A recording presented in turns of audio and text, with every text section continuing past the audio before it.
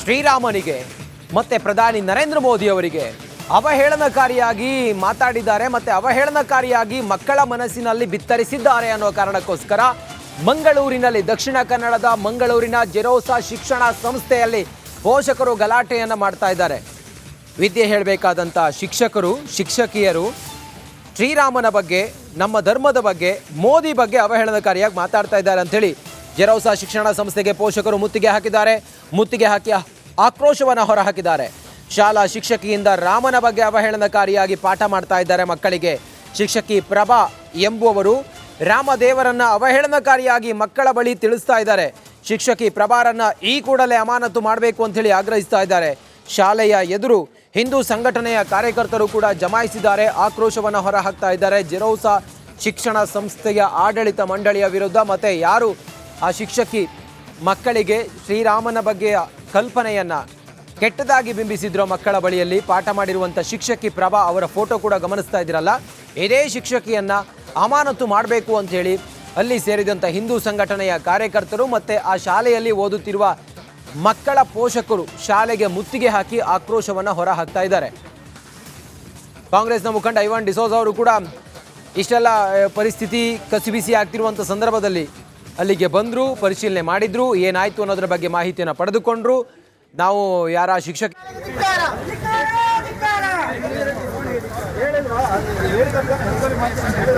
Suspend ಆಗ್ಬೇಕಂತ ಹೇಳಿ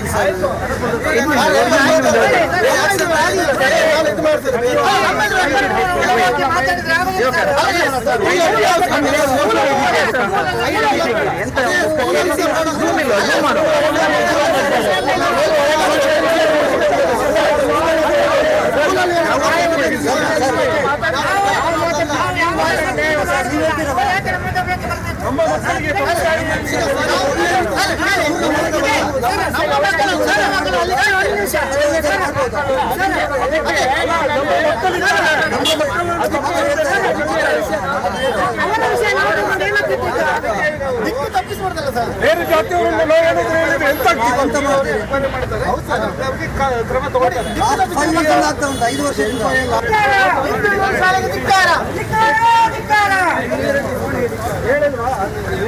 ವಿದ್ಯಾರ್ಥಿಗಳಿಗೆ ಶ್ರೀರಾಮನ ಕುರಿತು ಅವಹೇಳನಕಾರಿ, ಶ್ರೀರಾಮಚಂದ್ರನ ಆದರ್ಶ ಸರಿಯಿಲ್ಲ, ಶ್ರೀರಾಮಚಂದ್ರನ ಜೀವನ ಚಕ್ರ ಸರಿಯಿಲ್ಲ, ಅವನ ಜೀವನ ಶೈಲಿ, ಅವರನ್ನೊಬ್ಬರು ಸಾದಾ ಸೀದಾ ಒಂದು ವ್ಯಕ್ತಿಯಾಗಿ ಮಾರ್ಪಡಿಸಿಕೊಂಡು ಹಿಂದೂ ಸಮಾಜಕ್ಕೆ ಶ್ರೀರಾಮಚಂದ್ರ ಮರ್ಯಾದ ಪುರುಷೋತ್ತಮ, ನಾವೆಲ್ಲರೂ ಅವರ ಆದರ್ಶವನ್ನು ಬೆಳೆಸಿಕೊಂಡು ಜೀವನ ಮಾಡುವಂಥ ವ್ಯಕ್ತಿಗಳು, ನಾವೆಲ್ಲ ಅಂಥ ವ್ಯಕ್ತಿಗಳು. ನಮ್ಮ ಮಕ್ಕಳ ಮೇಲೆ ನನಗೆ ಪೋಷಕರಾಗಿ ಮಾತಾಡ್ತಾ ಇಲ್ಲ, ಪೋಷಕರ ದೂರುಗಳು ಆ ರೀತಿ ಬಂದಿದೆ. ಅವರು ತುಂಬ ಭಾವ್ಯಾವೇಶಗಳಿಗೆ ಹೇಳ್ತಾ ಇದ್ದಾರೆ. ನಾವು ಇಂಥ ಶಾಲೆಗೆ ನಮ್ಮ ಮಕ್ಕಳನ್ನು ಅಡ್ಕೊಂಡು ಈ ಮಕ್ಕಳಿಂದ ನಾವು ಏನನ್ನು ನಿರೀಕ್ಷೆ ಮಾಡಲಿಕ್ಕೆ ಸಾಧ್ಯ ಇದೆ? ನಾಳೆ ದಿನ ಈ ಮಕ್ಕಳು ದೇಶ ದ್ರೋಹದ ಬಗ್ಗೆ ಏನಾದರೂ ದಾರಿ ತಪ್ಪಿ ಹೋದರೆ ಏನಾಗ್ಬೋದು? ದೇವರನ್ನೇ ಅವಹೇಳನ, ಶ್ರೀರಾಮಚಂದ್ರನನ್ನೇ ಒಬ್ಬರು ಅಧ್ಯಾಪಿಕೆ ಅವಹೇಳನ ಮಾಡಿಕೊಂಡು ಮಾತಾಡ್ತಾ ಹೇಳಿದರೆ ಆ ಮಕ್ಕಳು ಒಪ್ಪಲೇಬೇಕಲ್ಲ.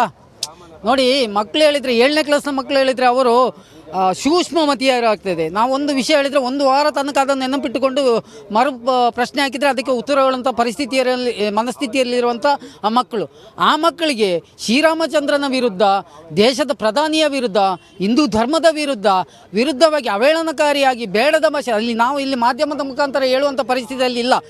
ಶಾಲೆಗೂ ಕೂಡ ಭೇಟಿ ನೀಡಿದ್ರಿ, ಅಲ್ಲಿ ಆಡಳಿತ ಮಂಡಳಿ ಏನಂತ ಹೇಳಿದ್ರು? ಶಾಲೆಗೆ ನಾವು ಭೇಟಿ ನೀಡಿದ್ದೇವೆ. ಶಾಲೆಗೆ ಬೆಳಗಿನ ಜಾವದಲ್ಲಿ ನಮ್ಮ ಪೇರೆಂಟ್ಗಳಿದ್ದರು, ಮಕ್ಕಳ ಪೇರೆಂಟ್ಗಳು, ಒಂದು 5-6 ಜನ ಮಕ್ಕಳ ಪೇರೆಂಟ್ಗಳು ಭೇಟಿ ನೀಡಿದ ಸಂದರ್ಭದಲ್ಲಿ ಮುಖ್ಯೋಪಾಧ್ಯಾಯ ಹೇಳಿದ್ರಂತೆ ನಾವು ಅದನ್ನು ಪರಿಶೀಲಿಸಿ ಮಾಡಿಕೊಂಡು ಒಂದಷ್ಟು ದಿನಗಳ ಕಾಲಾವಕಾಶ ಬೇಕು, ಆನಂತರ ನಾವೇನು ಅದಕ್ಕೆ ವ್ಯತಿರಿಕ್ತ ಆ್ಯಕ್ಷನ್ ತೆಗೆಲ್ತೇವೆ. ನಾವೀಗ ಸಂಘಟನೆ ಮುಖಾಂತರ ವಿಶ್ವ ಹಿಂದೂ ಪರಿಷತ್ತು, ಬಜರಂಗ ದಳ, ಹಿಂದೂ ಜಾಗರಣ ವೇದಿಕೆ ಕಾರ್ಯಕರ್ತರು, ನಮ್ಮ ಜೊತೆಗೆ ಸ್ಥಳೀಯ ಜನಪ್ರತಿನಿಧಿಗಳೆಲ್ಲ ಇದ್ದರು. ಅವರೆಲ್ಲ ಸೇರಿಸಿಕೊಂಡು ಮುಖ್ಯೋಪಾಧ್ಯಾಯರ ಹತ್ರ ಅತ್ಯಂತ ಗೌರವಯುತವಾಗಿ ನಾವು ಮಾತಾಡಿಸಿಕೊಂಡು ಬಂದಿದ್ದೇವೆ. ಅವರು ಹೇಳಿದರು ನಮಗೆ 1 ವಾರದ ಕಾಲಾವಕಾಶ ಬೇಕು, ಇದನ್ನು ಕೂಲಂಕಷವಾಗಿ ಪರಿಶೀಲನೆ ಮಾಡಿಕೊಂಡು ಚರ್ಚೆ ಮಾಡಿಕೊಂಡು ನಾವು ಏನಾದರೂ ಅದರ ಪರಿಸ್ಥಿತಿಯನ್ನು ತಿಳಿಸ್ತೇವೆ. ನಾವಿಲ್ಲ, ನಮಗೆ ಇದು ವರದಿ ಪ್ರಕಾರ 5 ವರ್ಷಗಳಿಂದ ಇದು ನಿರಂತರವಾಗಿ ನಡೀತಿರುವಂಥ ಪ್ರಕ್ರಿಯೆ.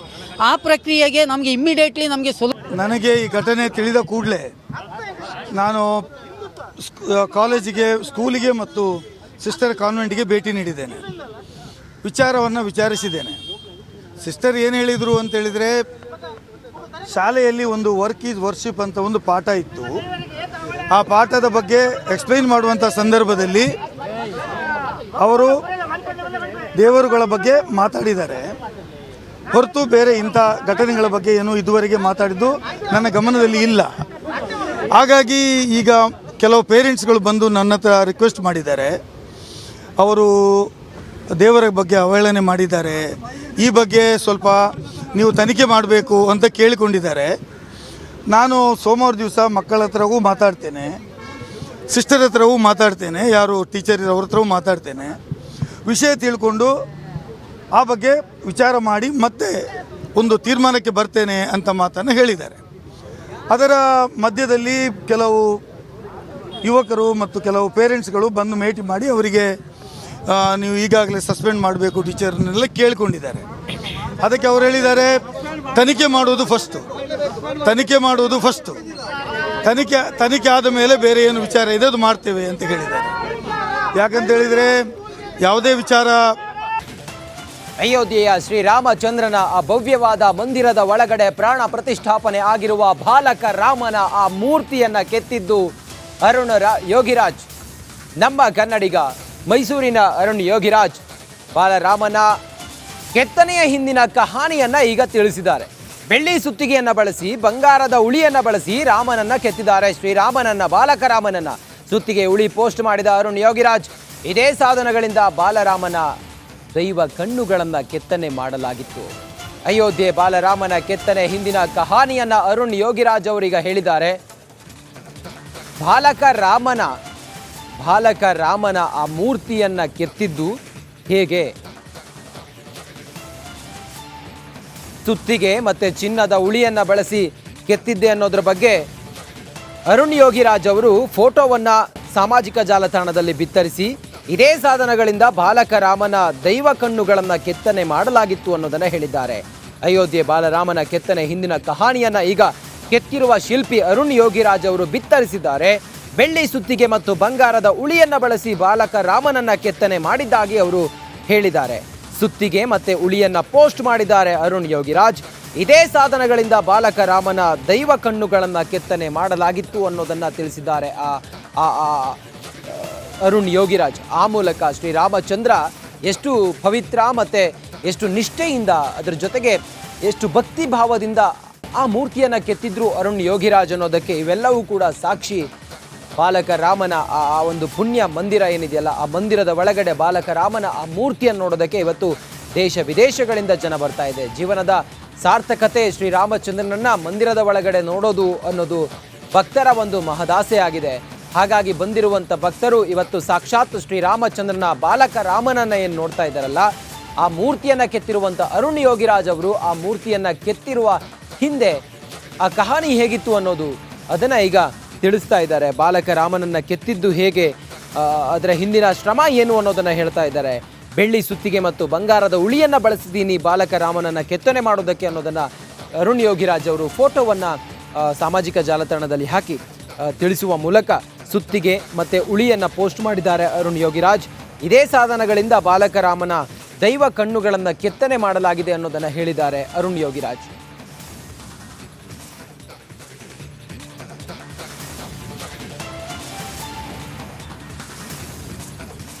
ಲೋಕಸಭೆ ಚುನಾವಣೆಗೂ ಮುನ್ನವೇ ಪ್ರಧಾನಿ ನರೇಂದ್ರ ಮೋದಿ ಅವರು ಬಿಗ್ ಪ್ಲಾನ್ ರೂಪಿಸಿಕೊಂಡಿದ್ದಾರೆ. ಏನಂದ್ರೆ ಲೋಕಸಭೆ ಚುನಾವಣಾ ಹೊಸ್ತಿಲಲ್ಲೇ ಸಿಎಎ ಜಾರಿಗೆ ತರಬೇಕು ಅನ್ನುವಂಥ ಪ್ಲಾನ್ ಒಂದು ಸಿದ್ಧಗೊಂಡಿದೆ. ಸಿಎಎ ಜಾರಿ ಬಗ್ಗೆ ಸುಳಿವು ಬಿಟ್ಟುಕೊಟ್ಟಿದ್ದಾರೆ ಅಮಿತ್ ಶಾ. ದೇಶದಲ್ಲಿ ಪೌರತ್ವ ತಿದ್ದುಪಡಿ ಕಾಯ್ದೆ ಜಾರಿ ಆಗುತ್ತೆ ಅಂತ ಹೇಳಿದ್ದಾರೆ. ಲೋಕಸಭೆ ಚುನಾವಣೆಗೂ ಮುನ್ನವೇ ಸಿಎಎ ಜಾರಿ ಮಾಡುವಂತ ಪ್ಲಾನ್ ಕೇಂದ್ರ ಗೃಹ ಸಚಿವ ಅಮಿತ್ ಶಾ ಅವರೇ ಘೋಷಣೆ ಮಾಡಿದ್ದಾರೆ. ವಿಪಕ್ಷಗಳ ವಿರೋಧಕ್ಕೆ ಗುರಿಯಾಗಿದೆ ಸಿಎಎ ಬಿಲ್. ಯಾರ ಪೌರತ್ವವನ್ನ ಕೂಡ ನಾವು ಕಿತ್ತುಕೊಳ್ಳಲ್ಲ ಅಂತ ಅಮಿತ್ ಶಾ ಅವರು ಸ್ಪಷ್ಟನೆ ಕೊಟ್ಟಿದ್ದಾರೆ. ಪೌರತ್ವದ ವಿಚಾರ ಇದು. ಸಿಎಎ ಆರಂಭದಲ್ಲೇ ದೊಡ್ಡ ಮಟ್ಟದ ವಿರೋಧ ವ್ಯಕ್ತವಾಯಿತು, ಪ್ರತಿಭಟನೆಗಳಾಯಿತು. ವಿಪಕ್ಷಗಳು ಇದನ್ನೇ ಅಸ್ತ್ರ ಮಾಡಿಕೊಂಡು ಯಾವ ರೀತಿ ತಪ್ಪು ಕಲ್ಪನೆಯನ್ನ ಜನರ ಮನಸ್ಸಿನಲ್ಲಿ ಮೂಡಿಸಿದ್ರು ಅನ್ನುವಂತಹ ವಿಚಾರವನ್ನ ಕೇಂದ್ರ ಸರ್ಕಾರ ಅಂದ್ರೆ ಸ್ವತಃ ಪ್ರಧಾನಿ ನರೇಂದ್ರ ಮೋದಿ ಅವರೇ ಈ ಬಗ್ಗೆ ತಪ್ಪು ಮಾಹಿತಿಯನ್ನ ವಿರೋಧ ಪಕ್ಷದವರು ಕೊಡ್ತಿದ್ದಾರೆ ಅನ್ನುವಂತಹ ವಿಚಾರವನ್ನ ಪ್ರಸ್ತಾಪ ಮಾಡಿದ್ರು. ಈಗ ಅದೇ ಸಿಎಎ ಲೋಕಸಭೆ ಚುನಾವಣಾ ಹೊಸ್ತಿಲಲ್ಲಿ ಜಾರಿಗೆ ತರುವಂತಹ ಪ್ಲಾನ್ ಆಗ್ತಾ ಇದೆ. ಈ ಬಗ್ಗೆ ಮತ್ತಷ್ಟು ಡೀಟೇಲ್ಸ್ ಅನ್ನ ಕೊಡ್ತಾ ಹೋಗ್ತಾರೆ ನಮ್ಮ ಪ್ರತಿನಿಧಿ, ದೆಹಲಿ ಪ್ರತಿನಿಧಿ ನಟೇಶ್ ನೇರ ಸಂಪರ್ಕದಲ್ಲಿ ಜಾಯಿನ್ ಆಗ್ತಿದ್ದಾರೆ.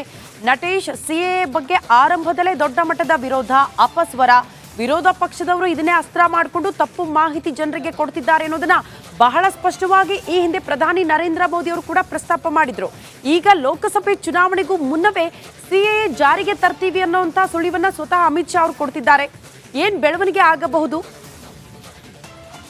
ಶ್ರುತಿ, ಖಂಡಿತ ಏನು ಲೋಕಸಭಾ ಚುನಾವಣೆ ಹತ್ರ ಆಗ್ತಾ ಇದ್ದಂತೆ ಬಿಜೆಪಿ ಏನು ಕೇಂದ್ರ ಸರ್ಕಾರ ಕೊಟ್ಟಿದ್ದಂತಹ ಭರವಸೆಗಳನ್ನು ಎಲ್ಲವನ್ನು ಕೂಡ ಈಡೇರಿಸ್ತಾ ಬರ್ತಾ ಇರ್ತಕ್ಕಂಥದ್ದು. ಅಂದ್ರೆ ಜನತೆಗೆ ಕೊಟ್ಟ ಭರವಸೆಗಳಲ್ಲಿ ಪೌರತ್ವ ಕಾಯ್ದೆ ಕೂಡ ಒಂದಾಗಿತ್ತು. ಇದೀಗ ಪೌರತ್ವ ಕಾಯ್ದೆ ಬಗ್ಗೆ ಸ್ಪಷ್ಟ ಹೇಳಿಕೆಯನ್ನ ಕೊಡೋದಕ್ಕೆ ಅಮಿತ್ ಶಾ ಮುಂದಾಗಿರ್ತಕ್ಕಂಥದ್ದು. ಈ ಅಮಿತ್ ಶಾ ಅವರ ಹೇಳಿಕೆ ಏನಿದೆ, ಇಂದು ಕೊಟ್ಟಂತಹ ಹೇಳಿಕೆ ಏನಿದೆ, ಇದು ಕಾಂಗ್ರೆಸ್ಸಿಗರಿಗೆ ನುಂಗಲಾರದ ತುತ್ತು ಅಂತಾನೆ ಹೇಳ್ಬೋದು. ಯಾಕಂದ್ರೆ ಬಹಳ ಮುಖ್ಯವಾಗಿ ಪೌರತ್ವ ಕಾಯ್ದೆಯನ್ನ ಸಂಪೂರ್ಣವಾಗಿ ಅಂದ್ರೆ ದೊಡ್ಡ ಮಟ್ಟದಲ್ಲಿ ಕಾಂಗ್ರೆಸ್ ವಿರೋಧವನ್ನ ವ್ಯಕ್ತಪಡಿಸಿತ್ತು.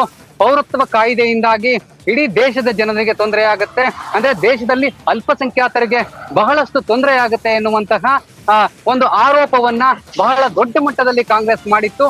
ಇದೀಗ ಆ ಆರೋಪಗಳು ಎಲ್ಲದಕ್ಕೂ ಕೂಡ ಉತ್ತರ ಸಿಗ್ತಾ ಇದೆ ಅಂತಾನೆ ಹೇಳ್ಬೋದು. ಯಾಕಂದ್ರೆ ಬಹಳ ಮುಖ್ಯವಾಗಿ ಪೌರತ್ವ ಕಾಯ್ದೆಯ ಉಪಯೋಗ ಏನು ಮತ್ತೆ ಅದರಿಂದ ಯಾರಿಗೆ ತೊಂದರೆ ಆಗುತ್ತೆ ಅನ್ನೋದರ ಎಲ್ಲ ವಿಚಾರವನ್ನ ಇಂದು ಅಮಿತ್ ಶಾ ಅವರು ಹೇಳಿಕೆಯನ್ನ ಕೊಟ್ಟಿರ್ತಕ್ಕಂಥದ್ದು. ಅಂದ್ರೆ ಲೋಕಸಭಾ ಚುನಾವಣೆಗೂ ಮುನ್ನ ಅಂದ್ರೆ ಪೌರತ್ವ ಕಾಯ್ದೆಯನ್ನ ಜಾರಿಗೆ ತರ್ತೀವಿ ಎನ್ನುವಂತಹ ಸ್ಪಷ್ಟ ಹೇಳಿಕೆಯನ್ನ ಕೇಂದ್ರ ಸಚಿವ ಅಮಿತ್ ಶಾ ಅವರು ನೀಡಿರ್ತಕ್ಕಂಥದ್ದು. ಇಲ್ಲಿ ಇನ್ನೂ ಮುಖ್ಯವಾಗಿ ನಾವು ಯೋಚನೆ ಮಾಡಬೇಕು ಅಂತಂದ್ರೆ ಇನ್ನು ಪೌರತ್ವ ಕಾಯ್ದೆಯಿಂದ ಏನೆಲ್ಲ ಉಪಯೋಗಗಳಾಗ್ತವೆ ಎನ್ನುವಂತಹ ಹೇಳಿಕೆಯನ್ನ ಕೊಡ್ತಾ ಹೋಗ್ತಾ ಇರ್ತಕ್ಕಂಥದ್ದು ಬಹಳ ಮುಖ್ಯವಾಗುತ್ತೆ. ಇಲ್ಲಿ ಪ್ರಮುಖವಾಗಿ ಅಮಿತ್ ಶಾ ಅವರ ಹೇಳಿಕೆ ಕಾಂಗ್ರೆಸ್ಸಿಗರಿಗೆ ಒಂದು ರೀತಿ ಆತಂಕವನ್ನ ಉಂಟು ಮಾಡಿದೆ ಅಂತಾನೆ ಹೇಳ್ಬೋದು. ಹಾಗಾಗಿ ಇಲ್ಲಿ ಅಲ್ಪಸಂಖ್ಯಾತರಿಗೆ ಸಂಬಂಧಪಟ್ಟಂತೆ ಕೂಡ ಹೇಳಿಕೆಯನ್ನ ಕೊಟ್ಟಿರ್ತಕ್ಕಂಥದ್ದು. ಅಂದ್ರೆ ದೇಶದಲ್ಲಿ ಇರ್ತಕ್ಕಂತಹ ಅಲ್ಪಸಂಖ್ಯಾತರು, ಧಾರ್ಮಿಕ ಅಲ್ಪಸಂಖ್ಯಾತರಿಗೆ ಯಾವುದೇ ರೀತಿಯ ತೊಂದರೆಗಳಾಗಲ್ಲ. ಪೌರತ್ವ ಕಾಯ್ದೆ ಅಂದ್ರೆ ಬೇರೆ ದೇಶಗಳಿಂದ ನಮ್ಮ ದೇಶದಲ್ಲಿ ಬಂದಿರತಕ್ಕಂತಹ ನೆರೆಹೊರೆಯವರೆಗೂ ಕೂಡ ಪೌರತ್ವವನ್ನ ಕೊಡ್ತೇವೆ ಎನ್ನುವಂತಹ ಸ್ಪಷ್ಟ ಹೇಳಿಕೆಯನ್ನ ಅಮಿತ್ ಶಾ ಅವರು ಕೊಟ್ಟಿರ್ತಕ್ಕಂಥದ್ದು. ಇಲ್ಲಿ ಬಹಳ ಮುಖ್ಯವಾಗಿ ಪೌರತ್ವ ಕಾಯ್ದೆಯ ಎಲ್ಲಾ ವಿಚಾರಗಳನ್ನ ಅಮಿತ್ ಶಾ ಅವರು ತೆರೆದಿಡುವ ಪ್ರಯತ್ನವನ್ನ ಮಾಡ್ತಾ ಇದ್ದಾರೆ. ಯಾಕಂದ್ರೆ ಕಾಂಗ್ರೆಸ್ ಆರೋಪ ಏನಿದೆ ಅದು ಸುಳ್ಳು ಎನ್ನುವ ಸ್ಪಷ್ಟ ಸಂದೇಶವನ್ನ, ಸ್ಪಷ್ಟ ಹೇಳಿಕೆಯನ್ನ ಅಮಿತ್ ಶಾ ಅವರು ಕೊಡ್ತಾ ಇರ್ತಕ್ಕಂಥದ್ದು. ಶ್ರುತಿ, ಓಕೆ ನಟೇಶ್, ಧನ್ಯವಾದಗಳು ತಮ್ಮೆಲ್ಲ ಮಾಹಿತಿಗೆ.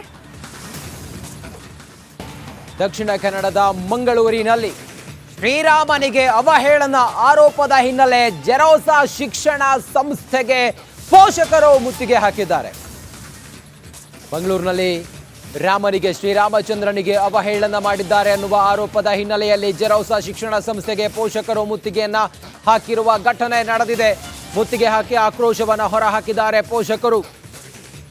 ಮಂಗಳೂರಿನಲ್ಲಿ ಶಾಲಾ ಶಿಕ್ಷಕಿಯಿಂದ ರಾಮನ ಅವಹೇಳನ ಆರೋಪ. ಶಾಲಾ ಶಿಕ್ಷಕಿಯೊಬ್ಬರು ಶ್ರೀರಾಮನಿಗೆ ಅವಹೇಳನ ಮಾಡಿದ್ದಾರೆ ಅನ್ನೋ ಕಾರಣಕ್ಕೋಸ್ಕರ ಪೋಷಕರೆಲ್ಲರೂ ಕೂಡ ಜೆರೋಸಾ ಶಿಕ್ಷಣ ಸಂಸ್ಥೆಗೆ ಮುತ್ತಿಗೆ ಹಾಕಿದ್ದಾರೆ.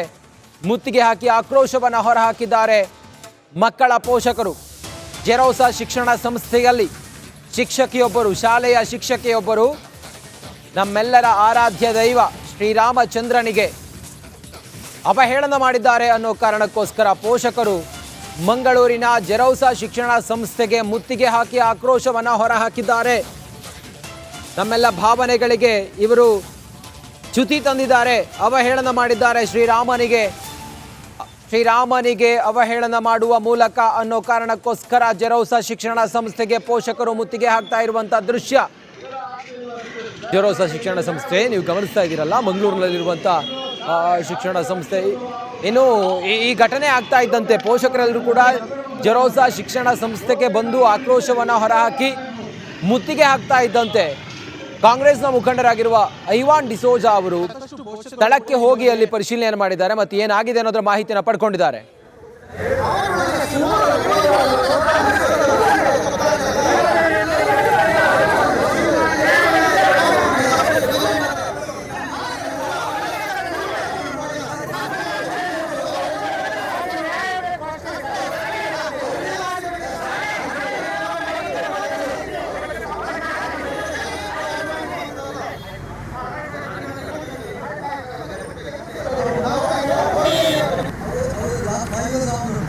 ನೋಡಿ, ಜೆರೋಸಾ ಶಿಕ್ಷಣ ಸಂಸ್ಥೆಗೆ ಪೋಷಕರು ಒಂದು ಕಡೆಯಲ್ಲಿ ಮುತ್ತಿಗೆ ಹಾಕಿದ್ರೆ, ಕಾಂಗ್ರೆಸ್ನ ಮುಖಂಡ ಐವಾನ್ ಡಿಸೋಜಾ ಅವರು ಜೆರೋಸಾ ಶಿಕ್ಷಣ ಸಂಸ್ಥೆಗೆ ಬಂದು ಅಲ್ಲಿ ಏನಾಗಿದೆ, ಏನು ಅವಹೇಳನ ಮಾಡಿದ್ದಾರೆ, ಇದೆಲ್ಲದರ ಮಾಹಿತಿಯನ್ನು ಪಡ್ಕೊಳ್ತಾ ಇದ್ದಾರೆ.